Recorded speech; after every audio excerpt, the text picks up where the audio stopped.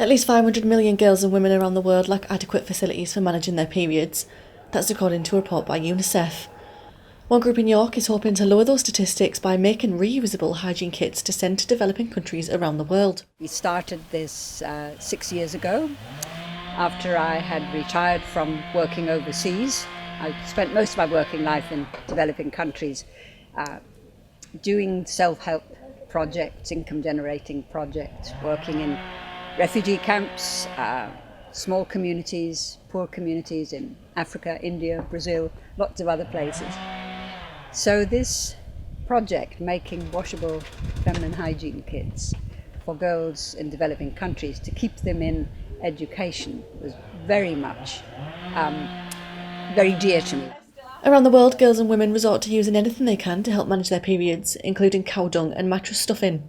It's helping to give girls especially access to education because for many reasons, mainly poverty, that girls in a lot of developing countries miss a lot of their education during menstruation because they can't afford sanitary protection.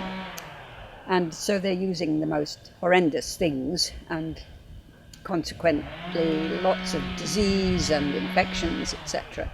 And despair with a lot of the girls because there's no way they can compete with the boys. So just how are the Yorkits helping change lives?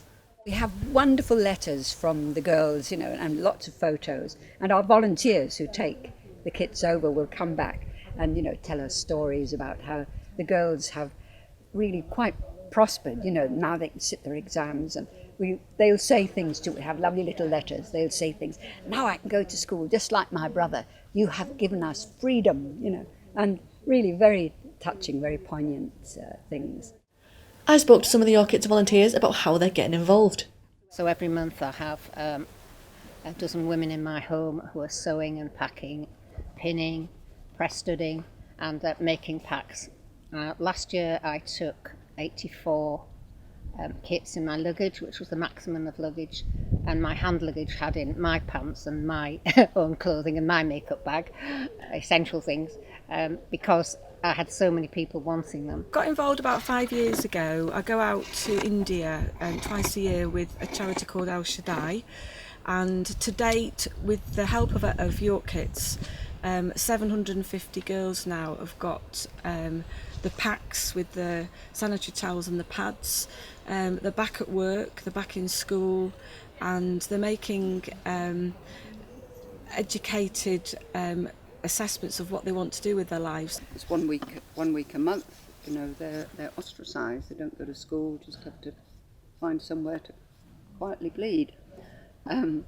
So I was out in Kenya in October with Dennis and Beryl, October, November, and we took hundreds of these kits, and we did workshops for the kids, for the girls. This will be like 12, 13-year-olds, so a year or two before they leave primary school, for teaching them how to make them themselves.